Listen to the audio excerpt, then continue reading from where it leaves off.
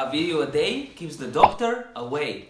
We are back with the daily uploads, guys. We had a video on Friday, should you start a business? Then we had a video on Saturday about Grant Cardone. Then we had a video on Monday, which was about how you can make a business plan. Then on Thursday we had a video about what is an offshore company. One can argue that this is not daily uploads. Niki, what are you doing? But they are daily uploads, nearly. But welcome to today's episode where we are going to discuss why you should never gamble.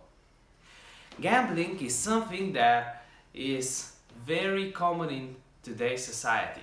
Gambling is the event of wagering money or something of value on an uncertain event with the intention of winning money or value back. Gambling is a zero-sum game, which means for someone to win, someone has to lose.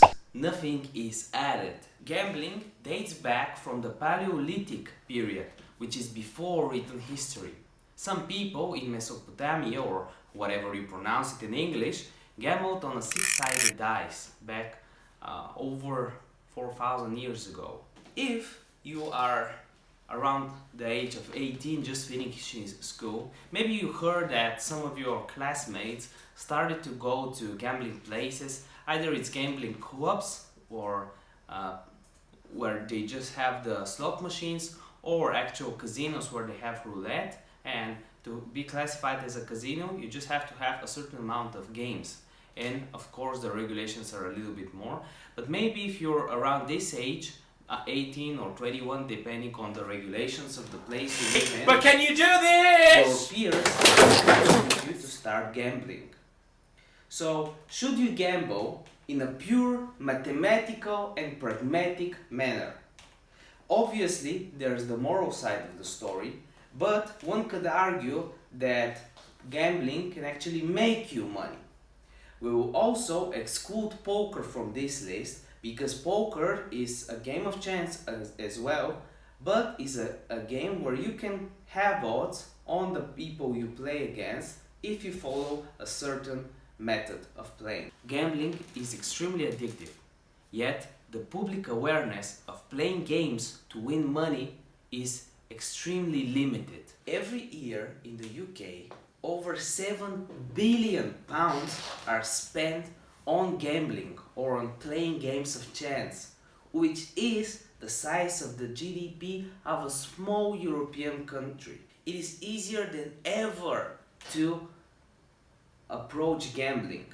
If you're visiting a certain websites, you probably are targeted by traffic junkie with some gambling ads, and it's very easy for underage people to have access to gambling websites, especially decentralized ones which use cryptocurrencies.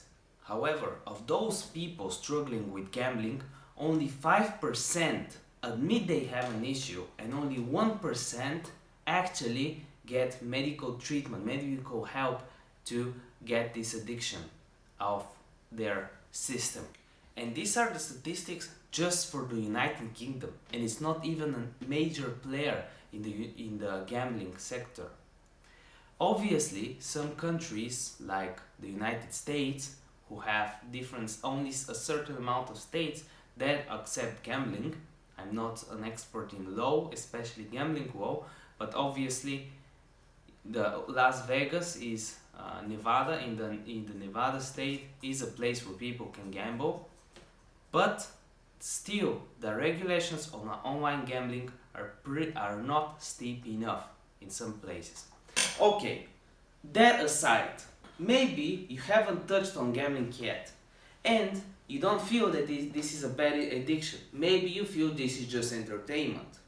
Do you know that you can lose over $300 on average a minute by gambling, and over $18,000 an hour gambling average if you're on most online casinos? Okay, if you can lose that much money, why isn't there enough statistics of how much you can make? Why? Because the game is zero sum. If you are winning a little bit, the house or have an edge, the house or the casino, because they have an edge, over time, over the long term, will slowly eat up your money by a term called expected value. For example, if the house has 55% odds of winning and you have 45% odds of losing, basically if you throw a dice with 100 sides, let's do a test. You pick a number from 1 to 100. The 1 to 55, I win. 56 to 100, you win. I get 55 numbers, you get 45. Would you accept this? Well, maybe you wouldn't normally, but that's what you're doing in a casino. Can you actually make money doing that? The expected value that the house gets is 10% or 10 points of margin on each bet you make. Why? Because the difference between 55 and 45 is 10. This is the expected value of each bet you do, or this is 10 or 10% is the house edge. So on every $100 you bet, if I'm on the 55% side, make $10 of expected value, meaning that pure mathematically speaking, after 10 trades, I will have your $100 in profit, in expected value profit or expected profit. So maybe you're not going to a casino, but you think that you can actually make money on betting on sports. Let's take the following example again. You have a team A and team B. Let's say the team A has 55% odds to win against team B. Over the previous matches they did and the players they're selected, they're a little bit better. So they have 55% odds and team B has 45% odds. Which team would you bet on? Obviously, if you had a 1-to-1 return, you would bet on team A, which yields a 55% odds chance, because after 100 bets, you would probably be up 10 bets or the 10% margin.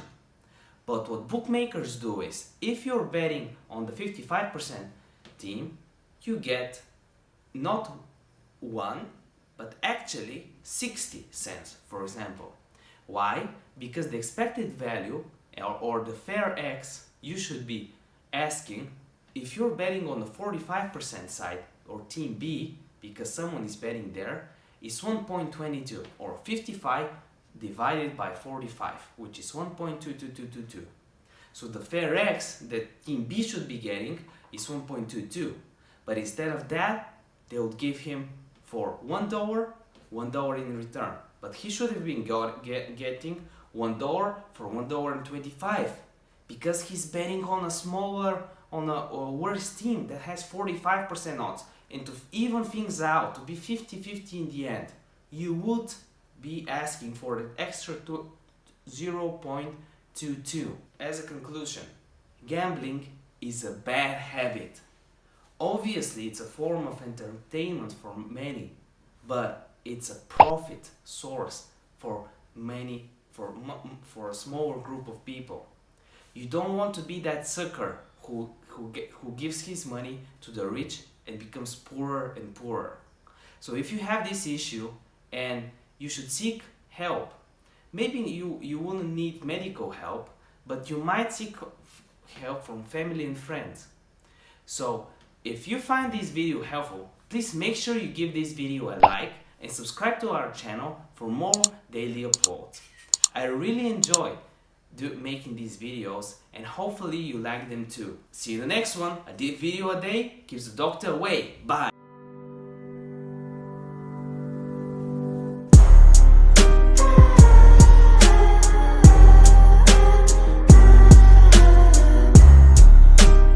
But can you do